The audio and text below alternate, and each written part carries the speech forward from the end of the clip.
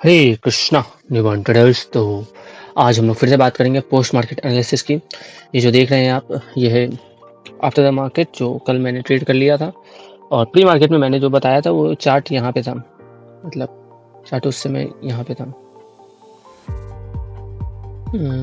Let's see यहाँ पे था। हाँ, फिर मैंने ये एनालिसिस की थी, ऐसे ऐसे होगा। तो अभी देखते हैं कितना सही हुए हैं और कितना गलत हुए हैं, और हमने क्या क्या ट्रेड्स लिए उस पर भी बात करेंगे, और कौन सा लॉस कौन सा प्रॉफिट वगैरह वगैरह जो भी बात करते हैं हम यूजुअली सब कर देंगे। तो चलिए शुरू करते हैं। तो यहाँ पे क्या हुआ है कि प्राइस ऊपर तो गया है, जबकि ये जो रेड बॉक्स देख रहे हैं, ये जो रेड लाइन और ये रेड लाइन जो है, ये एक बॉक्स में ये एक जोन मैंने बनाया था जो कि ट्रेडिंग जोन था, जो कि एक 4 आवर का पिछले दिन का फेवरेबल गैप है जिसमें ट्रेडिंग हो सकती थी। ये मेरा एक्सपेक्टेशन था और ट्रेडिंग हुई भी उसी जोन में। पहले क्या होता है कि एशिया को स्विप करके 10 साढ़े 10 बजे के आसपास प्राइस जो है वो ऊपर की तरफ बढ़ते जाता है और कोई रोकने वाला उसे नहीं होता, कोई रेजिस्टेंस नहीं होता मार्केट में।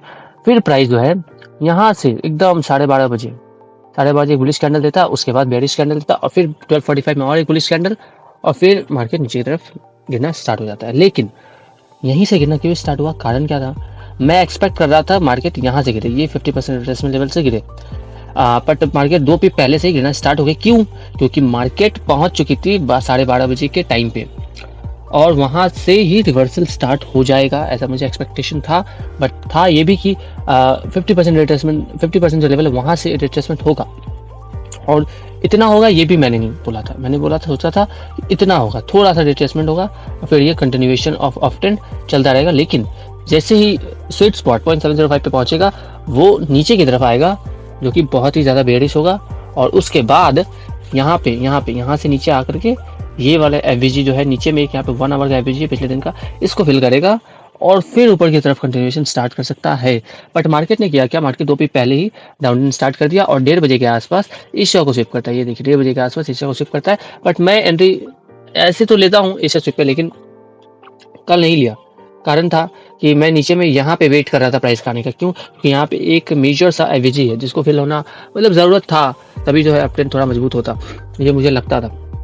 बट इसको मार्केट पूरी तरीके से फेल कर दिया, और यहीं से मतलब 12:30 में 1:30 बजे के आसपास एक बुलिश एंट्री देता है, जो कैंडल बेरिश होता है बट इनगल्फिंग कैंडल होता है, तो ये हम लोग बोल सकते हैं कि एक से साइन है बुलिशनेस का। फिर उसके बाद 1:30 के बाद सीधा 150 या 145 या 150 के आसपास फिर एक बेरिश कैंडल सेम लो पे देता है, जहाँ पे 130 का कैंडल था। फिर वहाँ से बुलिश जो स्टार्ट होता है और ये रुकता ही नहीं है, सीधा चला जाता है 0.61 लेवल तक, क्योंकि ये लेवल है। पहले यहाँ से 50 से पहले से गिर जाता है, लेकिन यहाँ पे एक न्यूज़ रहता है 6 बजे के आसपास, और ये टच करता है 0.61 लेवल को, और यहाँ से एकदम नीचे गिरता है, आराम से 15 पिप नीचे गिरता है। लेकिन यहाँ से जब आता है इसके 50% पे, जैसे कि मैं आपको फिर से यहाँ पे मैं दिखाता हूँ, ये जो रेंज है, जिस रेंज पे ये था पहले, लंदन और लंदन के बाद का जो रेंज है, यहाँ से मैं आपको यहाँ तक का दिखाऊं, ये देखिए एकदम 0.705, हाँ, वहाँ से जो है ये ऊपर की तरफ वापस बढ़ना स्टार्ट हो जाता है। और जैसे स्टार्ट होता है उसके बाद कहाँ तक जाता है? बस ये वाले एवरेज को फिल करने के लिए जाता है, और जैसे ही 7 बजता है घड़ी में ये अपना डाउन ट्रेंड स्टार्ट कर देता है, और स्टार्ट करके कहाँ पे रुकता है?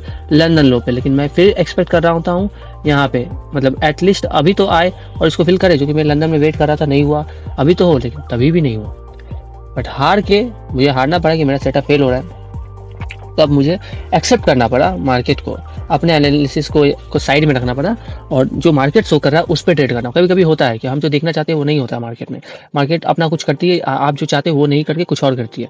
तो आपको उस नाउ मोमेंट में समझना होता है कि मार्केट क्या करना कहना चाह रही है, आपके पास आना नहीं चाह रही है, आपके प्राइस लेवल के पास, आपको ये समझना पड़ेगा। इंडिकेशन देती है मार्केट थोड़ा थोड़ा, वो सब प्राइस पॉइंट्स, टाइम पॉइंट्स, ये सबसे समझ में आ जाता है। तो उसी से मैंने समझा कि नहीं, इस बार फिर भी वो नीचे नहीं आएगी। तो मैं 745 पे एक न्यूज़ था, यहाँ तक प्राइस ऊपर मैं देख ही रहा था, प्राइस धीरे धीरे करके आराम से 15 पे ऊपर चली गई।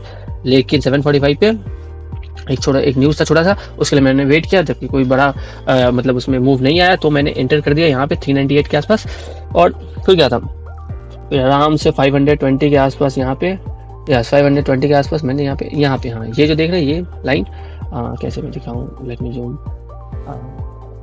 ये देखिए, ओके, ये जो कैंडल है ये 705 है, तो पॉइंट्स ऑफ स्वीट स्पॉट है। तो यहाँ पे हम लोगों ने एग्जिट ले लिया, और फिर मार्केट नीचे आई और फिर वापस ऊपर चली गई।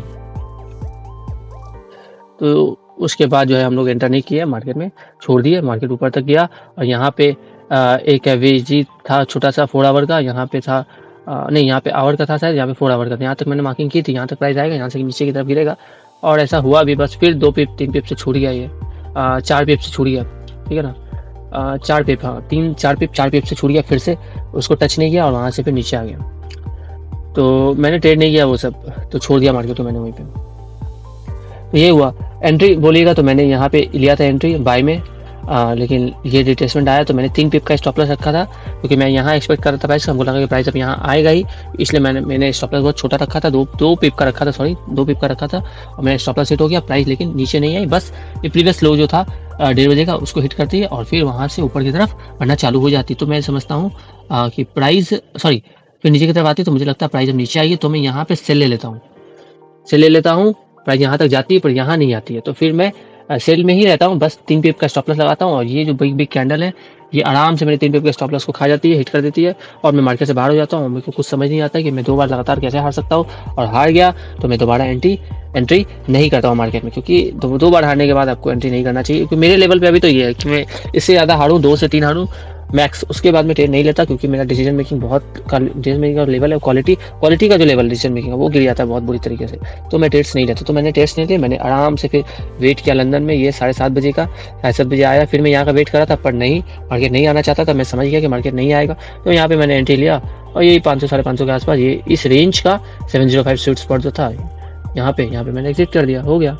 और मेरा पनिया वहाँ पे 12 पिप और 5 पिप का लॉस यहाँ पे हुआ था, 2 पिप 3 पिप, तो नेट में कितना बोले 7 पिप का प्रॉफिट में रहा ओवरऑल, ठीक है ना।